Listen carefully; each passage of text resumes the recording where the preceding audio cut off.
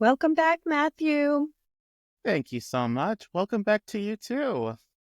Thanks. I see we're both cleanly shaven today for our viewers.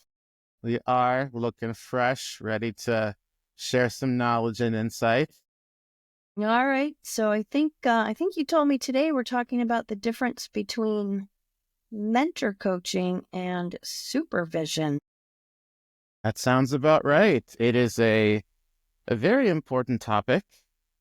One, I really love words and really knowing what things mean, and those two can go hand in hand. But I think what I often find is some people either know one really well, not the other, or vice versa. So let's hope we can get people to equal standing. Well, which one do you think most ICF trained coaches know the best? I'll put a little star caveat that it does depend on where you are in the world. I would say broadly, I'm going to say mentor coaching because it's the one thing you always see on your application, in your program, and really it's on the website. So and supervision's there too, but it I would say it's a little bit hidden and it's not in the if you want a credential, here is your list. It's not there. Mm-hmm. Why do you suppose the ICF is so attached to mentor coaching? It really is part of every single credential renewal. It's a requirement. What do they like so much about it? I'm gonna be guessing in mind reading, so we'll see what I can come up with. I think a big part of mentor coaching is that it's so focused on skills development and helping somebody when you're in a session with a person, what are your options? What vocabulary is available for you? What are some things you should be listening to? And a lot of that, I think, translates in two different ways. One is day-to-day coaching. The other one is preparing a recording for a performance evaluation. Not to say a performance evaluation is not reflective of day-to-day coaching, but I do think there's probably a couple more, shall we say, extra ingredients you want to include in your final recording that your client may not be hungry for every session on a day-to-day practice. Interesting. Okay. So I noticed recently on social media you've been doing these marker Mondays where you've really been digging deep into the nitty gritty of I'm going to sit here for a second because it's telling me I have no internet. I shall start that again. I noticed on social media recently, Matthew, you've been writing posts about marker Mondays and digging into the nitty gritty of a very specific, 7.5. Here's some options for you, or 4.6. This is how it relates to this or that. Would you say that that's more about mentor coaching or supervision when you're making comments of that type? That's a very good question. I think my intent is it's to, I don't know if demystify is the right word, but we're going to use demystify. I think it's to share knowledge, to share options, and it's to help people refine their coaching skills. In particular, and this Marker Monday idea has been something that evolved into even a personal challenge for me in the sense of why does this marker matter besides checking a box? And that's been really fascinating. So I've been really taking that and sharing with people. While it is one of the things that an assessor is going to look for, there is a value or a practicality behind it.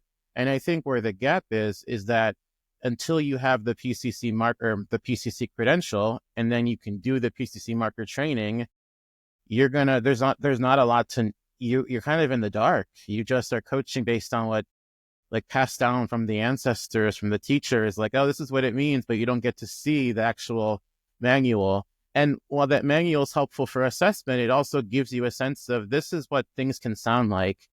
And with that, you get to learn like, oh, I can do this, or I can say this, and I'm demonstrating this, which at face value sounds like a really robotic way of being or saying, versus, oh, I can be creative and I can feel more comfortable knowing, oh, I'm going to be showing these markers in ways that make sense for my language, what is important to me. And so that's really the motivation behind it. Now, I also think that it can overlap with supervision, given the focus on one's being and what how the coach is really showing up in a session, to either what gets in the way of me entertaining these markers, or what is the skill under this, and do I even feel comfortable exploring that? The first one that comes to mind is coach inquires about or explores emotions. I mean, that's a skill in itself, but you could be very robotic and say, and how does that make you feel? Or what's the feeling behind it? But internally, you could be like, oh, that's such an annoying question. And so, but what's that annoying thing about? And therefore, off to supervision. All right. So we're starting to get a feel for what the difference is. If I'm getting you right, mentor coaching is really a skill-based. It's focused on the ICF's 8 core competencies, and it's making sure that you have the skills to be able to use each one of those subcompetencies in an effective way in a session.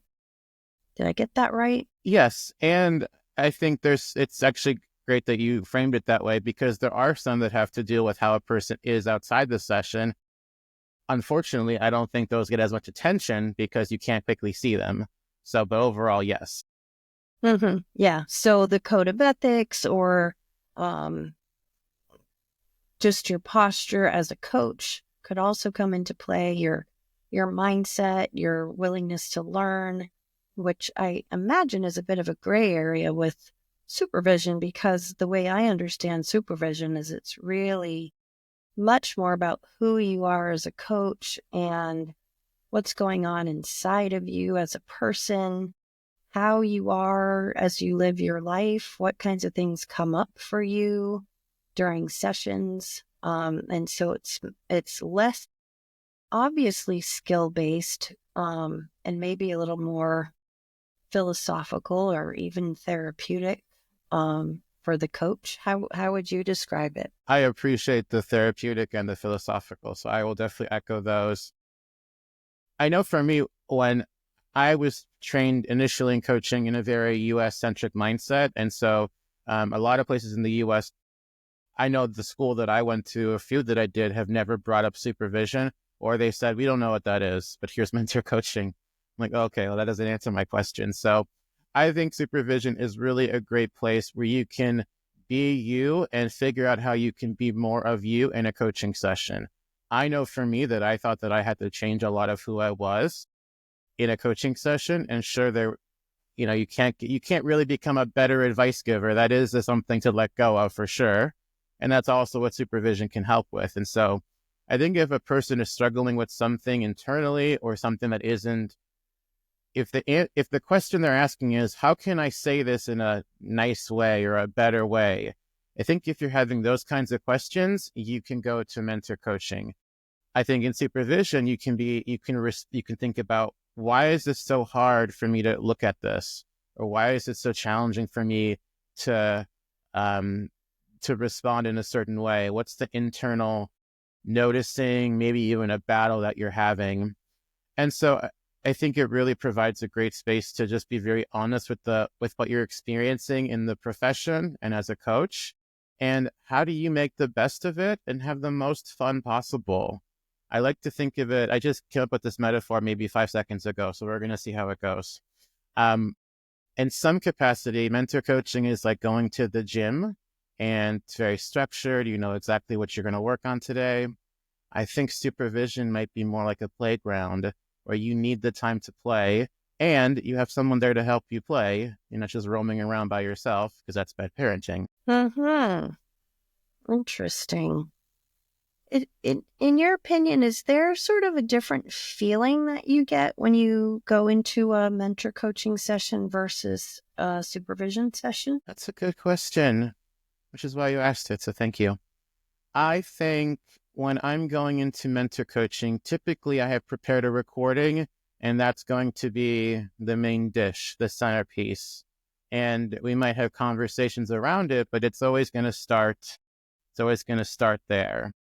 I think in supervision, more or less anything goes. If I had a really challenging client and it wasn't so much about, it's about, I know what I needed to do, but I just couldn't do it. Like, what got in my way, or what's the stories I tell myself about, oh, I can't interrupt, or if I share an observation, I'm taking away a chance for them to learn something. So I think that's a really good place to share different messages or unpack things like that. So overall, probably it's a lot more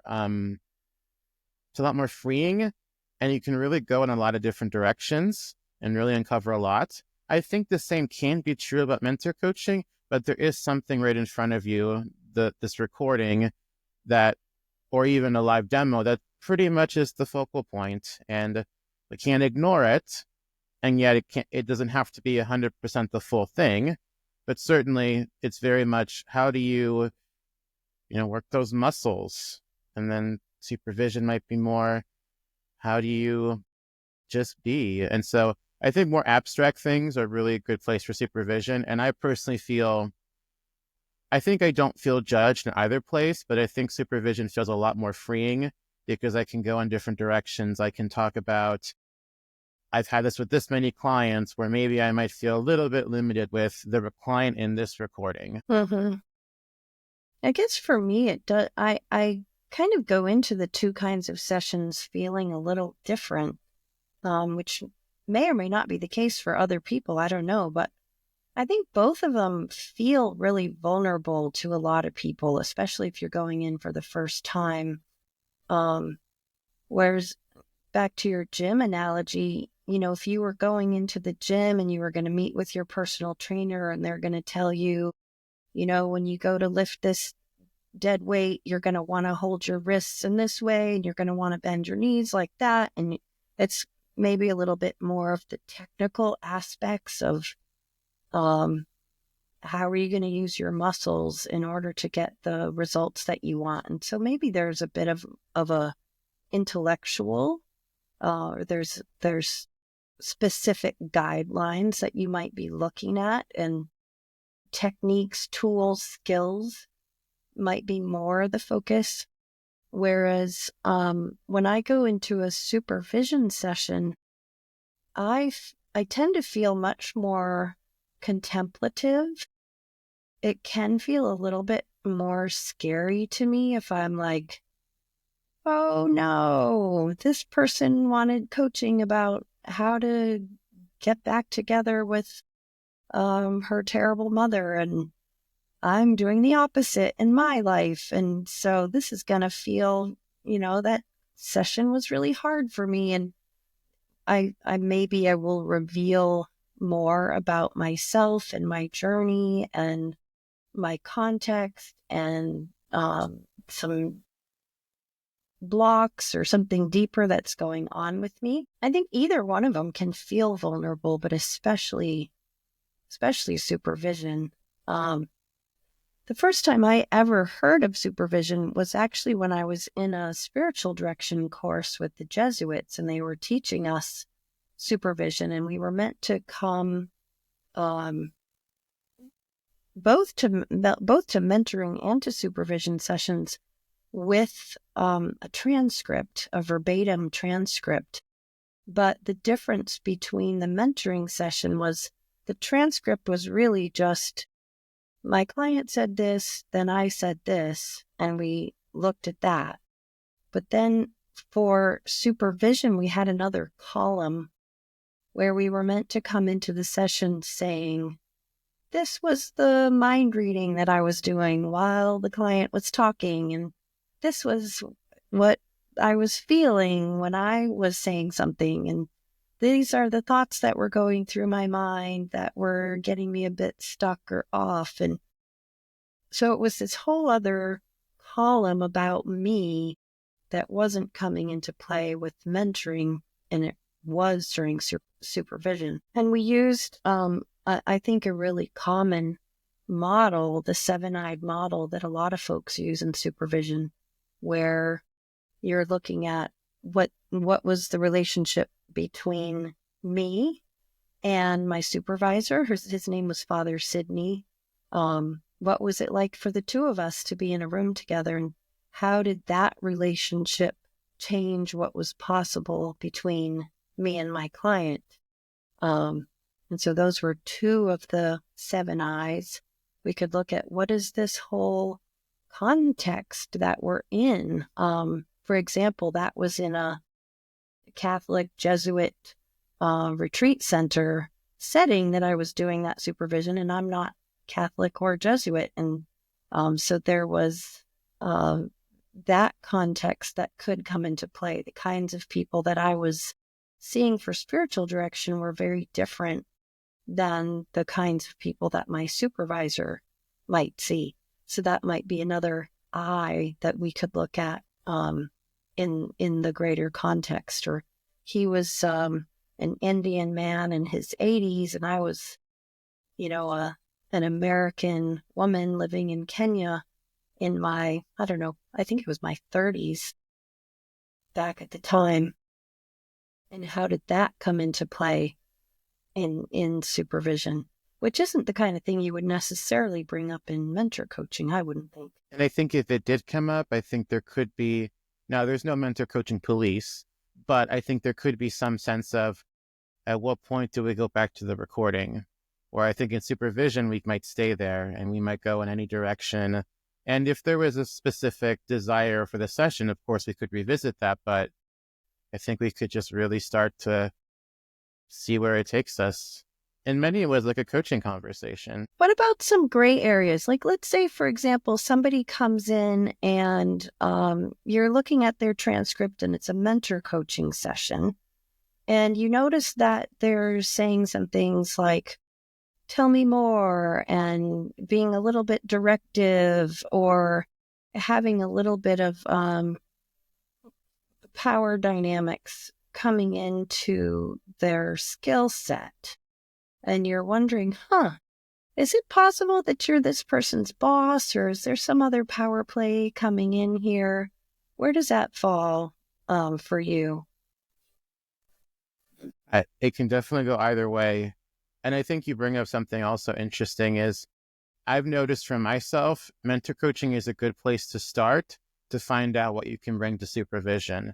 So if there was a transcript and we're going through it and we see some more directive language toward the client, I think there's two things come to mind. One is to acknowledge it, saying, so this is quite directive and you're leading. So what could be an alternate? So to invite the person to think of other options, which is very important. And I know for me, a lot of my clients in mentor coaching just really want the vocabulary. They're saying, I don't want to stand those questions. I just don't know what ways I can say what I'm thinking. So that's really exciting. But then there's also the piece of, was this just you weren't sure what to say? Or is there some part of you that's having a really hard time letting go of, you have to provide the value. You have to be the one to lead the session. And so I think if that came up in a mentor coaching session, I think absolutely worthwhile to explore. And you may not necessarily there might be one moment in the transcript, and that means the conversation goes maybe more in a supervision direction, but it was at least a transcript that got things started. And you can think about what are your options next time and what further work needs to be done, if any. It really could just be, I really had no idea what else to say. What are my options? Great. Yes, there's 100. Let's play with some. But if they say I'm having a really hard time not directing, or everything else in my life, I'm supposed to be the one to play solutions, we can definitely talk about that. I'm not going to dismiss it. And there's probably going to be further work to be done. And the overlap can also be if maybe they keep bringing me recordings where they're really practicing that, I'll definitely get to see that as well. But at least with supervision, you can bring more of the whole person, more of the being, and they may not need to have another recording. They just are aware of this keeps happening and I don't really know what to do about it. So in the whole journey of becoming a coach, I just started taking my very first coach training course, learning the skills, moving into my, first 100 hours, getting my ACC, and then kind of over time progressing into really senior levels of coaching and knowing more. Where would you say that mentor coaching and supervision would fall in the timeline most often? Well, of course, it's going to vary. There's maybe 1,000 plus accredited programs by ICF in terms of that capacity. So it depends. I think it's really good to start. The overall thing of both modalities is looking at one's own work, reflective practice. So I think it needs to start somewhere, and both whatever student and coach that's coming to the experience, I think it needs to be as clear as we can make it of here's what we recommend you bring. That way you get the most value for what this is all about. So I think it might be useful to start with mentor coaching, to possibly just, here is me coaching. Let's talk about what happened and see what that brings up. I think supervision can also be really introduced, I think, whenever. But as I say that, I also go back to my point just a few moments ago. I think a person has to be willing to be reflective and think about their work. So I think it's important that we get exposed to both options, because they're both part of coach development and are covering both parts of somebody. You can do certain things or say certain things, but if you're really struggling inside, that's not a sustainable coach. On the other hand, if you are very, with your client, which is of course very important, but it's becoming more of a casual chat every time, you're present, you're attentive, you're creating a wonderful space, but it's not technically coaching. So that's where I think the both can really blend together. And so I think the earlier exposure, the better. Especially with supervision, it has a bit of an unusual name, at least from my background. When I heard of supervision, I heard, oh, there's my manager who's going to do my performance evaluation every quarter and talk about my development areas, which I give a big LOL to, because that's actually more so what mentor coaching is. And so at some point I've thought the terms really should flip, but there's too much. It's been out there too long where it's never going to happen. So that education, though, is really important, because and with love and laughter, I remember I was in a workshop about the difference between supervision and mentor coaching. And I had a friend with me who was just new ACC, just did her 100 hours, just finished coach training. And that program was very comprehensive, but never once mentioned supervision. The facilitator asked her, how do you think this might impact supervision? And it was adorable watching her come up with an answer out of the air. It was so funny. I mean, and she laughed at it too, because she didn't want to say on this webinar, I don't know what this is. She just made something up. But what she went to was something about management, overseeing, reporting to somebody else. And that's just, nope, not in this context. That's funny.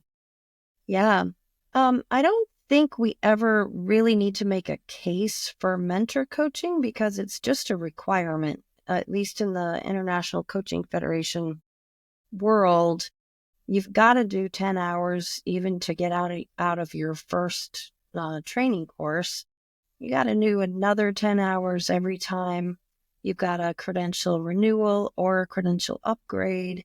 So it's just kind of, people are used to it. You have a regular, it's going to happen.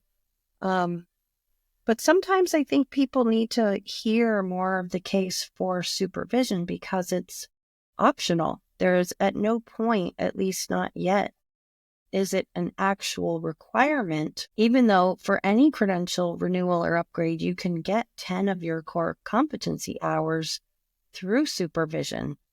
And I got to say, I have a soft spot in my heart for people who come to me for supervision. I just have so much respect for them. I feel like anybody who is actively seeking out supervision and paying for it and showing up month after month to bring up what's going on with them and how they can improve, it just I just get this feeling that this must be a really wide, deep, wonderful kind of coach who I would want to spend more time with. What would you say to someone who is wondering if they should choose supervision for 10 of their hours to get to their next credential, or for any other reason they would want to do it? Yes, I would say yes. Definitely try it. I do think it can be challenging to describe supervision unless you've actually had it. And we're spending a lot of today talking about mentor coaching versus supervision. I also find that a lot of people don't fully understand coaching versus supervision once you get into the details of it. So I think it's really worthwhile that people, if you don't know what it is, I think the best thing to do is give it a try. go for it. It is this place where you can be a better, I don't necessarily want to say better human being, but better human being and therefore better coach, or just a better person inside that you're more satisfied with. Because you can be satisfied with your skills, but if you're moaning the whole time you're asking certain questions or you're listening to your client, there's definitely something more there. And not that anything bad has happened, but you have a space for that where you can just talk and say, I had a really hard time with this, or this client is driving me crazy. And no one's going to ask you, and which marker is that? So takes the pressure off. Just go have this space to really explore and talk. I personally began my first group supervision experience. This group I'm in, we meet 3 hours every other month. After the first month, I was attached. I thought this was the best thing in the world. Where has this been? And it comes down to the people, the small group, and the supervisor for sure. But it's just it's very comforting. So yeah, give it a go. And I will say, supervision is not necessarily, well, it's a great place to reflect and talk about what's going on for you.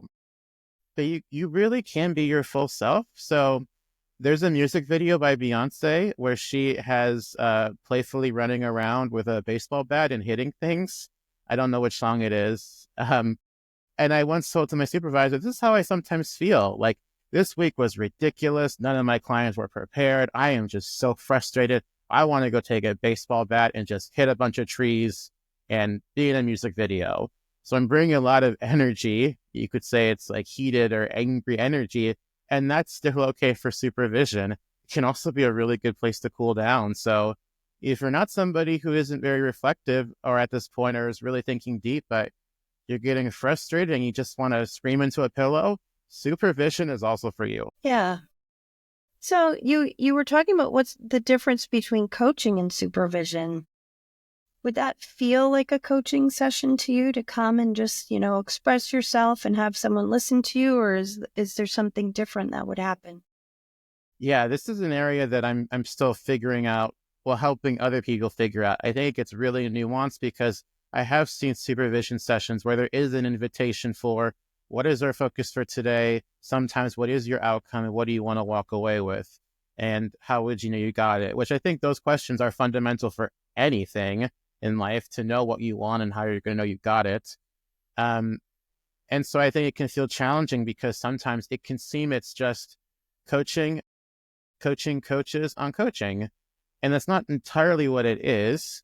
There's some overlap, but with a coach and a client, the coach is really trusting the client to be fully capable and whole and to really work things out on their own. But supervision has a lot of that as well, but it's also two professional peers working together and having a thinking space. And I mean, it might just all be screaming, it might just all be laughing, it might just all be processing. You're really doing something. And I think you have a lot more creative avenues because you're not so necessarily pressured with a structure or there's an outcome or reflecting on learning, which yes, you will do that because those are good things to do, but there's no pressure if you don't ask a certain question. There's no, oh, I didn't hit enough markers here. And a supervisor can also can be a little bit more giving advice or just share an opinion, probably a little bit more freely than a coach would. So the power dynamic also really shifts. So that's a high level overview. I think if you don't actively get a supervision, it can be, as an outsider, it can seem, I don't get why this is different than coaching or getting a coach to coach me. I think there's other opportunities, plus having a skilled supervisor who can actually really help you. Because you don't have to, you can really practice coaching in any situation and you're going to be learning and the person's going to be supporting them because you support the client. But the supervision has a couple skills involved with it, or a supervisor has certain skills involved with it, and they can bring that, and then you bring your beautifulness, and then a lot of magic can happen. You want to say more about what the supervision skills are? Mm-hmm. Sure. Well, I think when it comes to being a supervisor, certainly really active listening to what the person's going through, especially beyond their words. So really hearing, what is this experience like for the person? You're listening a lot more for what's in conflict for them or what is at stake for them and what exactly is, what kind of person do they want to be? A little less than what exactly do they want to do about this? And I think a supervisor it's important that they look at, and you were saying earlier, the relationship between the two people in the room. I don't think necessarily a coaching client, I think that's part of it, but it might be a quick check, maybe halfway through, a quarter through. In a supervision session, there's probably a lot more of that. Or so you're making up something. So you're really upset that your client, doesn't let you fit your coach doesn't, sorry, let me try that again. So a coach who comes to supervision might bring a frustration that they get really bored listening to their client. And there's an opportunity where the supervisor might say, and when have you possibly been bored in this session? Or maybe even saying, I'm also wondering how bored I'm feeling right now, given that you're talking about a boring thing. Sounds a bit mean, but I think the general gist of it is we can look at the experience. I think the phrase is called parallel process. That's going to be more to the surface. And so to That know do what, it now, what's happening now in this session that can inform what might be happening in your other session. Yeah. and I would add, the supervisor needs to recognize that this is a place of reflecting and thinking, and the person may not necessarily walk away with a 10-point action plan, nor necessarily in coaching, but setting up what they're going to do next and who will hold them accountable. That may be helpful, but certainly just the act of supervision itself to really let someone I think that's sometimes all that's needed. Yeah. It's such an incredible space of vulnerability. It's almost like coaching on steroids. It's just that same amount of love and kindness and compassion and holding. Plus, there's can be some challenge, just like in coaching, but even more so. I think in general in coaching, we would refrain from advice, but there might be a place more for that in supervision where someone could have a teaching moment or that is not the correct thing to do, ethically speaking, or you're much more giving yourself permission as a supervisor to just come out and say the thing. Absolutely. I think that's what's been the most fun for me as a supervisee is my supervisor can just say anything, more or less. They might say, this reminds me of this movie, and I might think, what? Where'd that come from? But then there's a connection. We can explore it, or we can explore anything that comes up. I know some supervisors will also bring, let's do an activity with pictures. Here's a bunch of pictures, find one that represents what you're going through today. Or bring a song that's important to you that represents what you're going through in coaching. I think those are really fun creative outlets. And that's the word I was looking for, is creative outlets. Not saying coaching can't be creative, but I think you have a lot more creative outlets in supervision, which goes back to thinking of a playground, just really playing and see what fun you can have for the sake of your own well-being. Mm-hmm. Um, one last question. Let's see if I can formulate this, but I guess what would you say is the value of group work versus one-on-one work? And that could be either for group mentor coaching, like we've all had to do like 7 hours of group, 3 hours of one-on-one. And the same goes for supervision. You can do supervision. I've had people who hire me, for a year of supervision, and we meet every month, one-on-one. And then I've also run supervision groups where there might be 4 or 5 people in the room, and whatever comes up in the group can happen during supervision. What would you say is the value of one-on-one versus groups?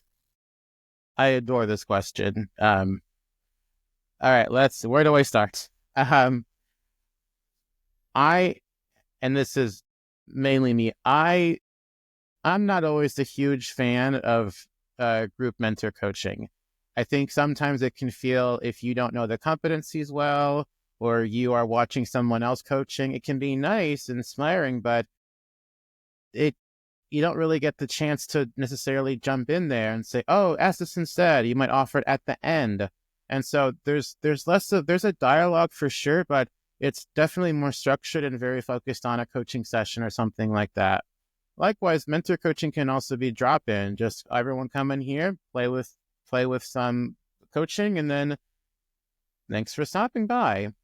And so one-to-one mentor coaching for me, I think, is very profound and very personal because it's just you and the mentor coach and looking at what your piece of work, your piece of art, and what it was like for you and what you want to practice next time. So again, I think both can happen interchangeably in different capacities, but certainly I think for that really intimate thing, one-to-one mentor coaching will probably be a bit stronger. Now, I think supervision can also be really profound both of the times. I absolutely enjoy group supervision so much more than group mentor coaching because everyone's involved, everyone's playing. There's so many different ways you can do it. My supervisor has really introduced me to things I've never heard of, or even something equivalent to a fun game in high school we used to play, like, oh, we can do this in supervision. So everyone's in the party, everyone's reflecting, everyone's really sharing. Like, that was really hard to hear for me. And maybe if you were to say that in mentor coaching, you might say, oh, I'm sorry to hear that. And what marker was that? Now, that sounds very cold. I don't mean it to be that way, but I do think that could be sometimes the reality. So, and then one-to-one supervision, absolutely. I mean, that's really intimate. You really have to trust the person and really create a space to be vulnerable. So I would say group supervision, to me, very exciting. Group mentor coaching, sometimes exciting. One-to-one, very, very intimate, very personal, and very important. Well, not both important, but very, very lively. Very Mm-hmm. personalized. That's the word, personalized. It's so interesting, and everybody has their own loves and what they would pick. I go for groups every single time that I can. In fact, at Awaken, we're building our level 3 program, and we've got a group of people coming through MCC level mentor coaching and supervision. And there's another MCC coach that we're partnering with, and the way we've divided up the work is that she's taking all of the one-on-one calls and I'm taking all the group calls just because I love the groups so much. And she really loves the one-on-one. So they're both really, really enriching and marvelous experiences. I hope everybody listening gets a chance to try out both mentor coaching and supervision. And when you do come try it out, just be ready to be loved like you've never been loved before. Just come open, playful, ready to share all of your experiences, because people who do the work of supervision tend to be the most wonderful, wonderful, kind, attentive folks who are really willing to let you show up exactly the way you are, and they want you to bring not only the hard things, but the things that you're most proud of.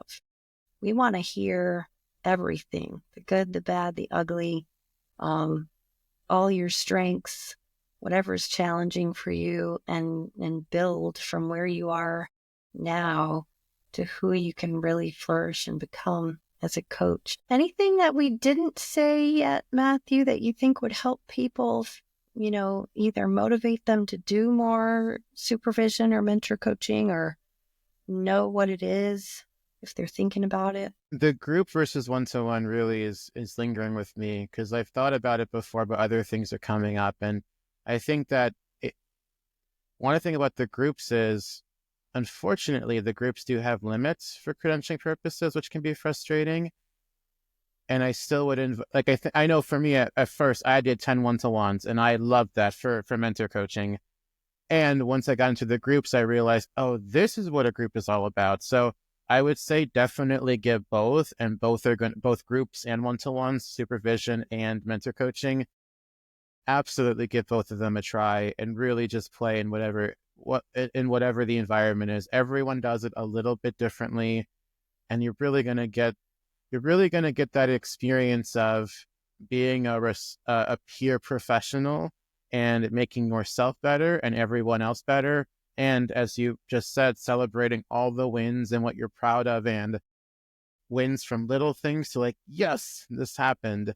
And it's taken months to get to this point. So go beyond the credentialing requirements because they really are very beneficial things. And I think once you can, depending on where you are in your coaching journey, if you let go of the, I need this for a credential, I think you're going to learn way more and everything's going to be very, I think, a lot more freeing, even with structure of a recording and or a free place to explore and celebrate. Well, I'll just put a plug in. I mean, supervision is something we offer in the Awaken coaches community every single month. And I personally cap it at 5 people because it's just such an intimate experience. We cap our mentor coaching groups at 10 people. And if you haven't tried it yet, I would just say, come on over to the Awaken coaches community. Give each of them a shot, the mentor coaching and the supervision, and just see what a luscious and amazing experience it can be to be listened to so deeply and playfully and wonderfully about your coaching. Yeah, I adore being a part of the Awaken community, and I really, as much as I love one-to-one mentor coaching, I have so much fun with the community members and the group mentor coaching as well. I like to call it, if you want to learn about the competencies in a university environment that's also a nightclub for a stand-up comedy show, come to group mentor coaching at Awaken. Right.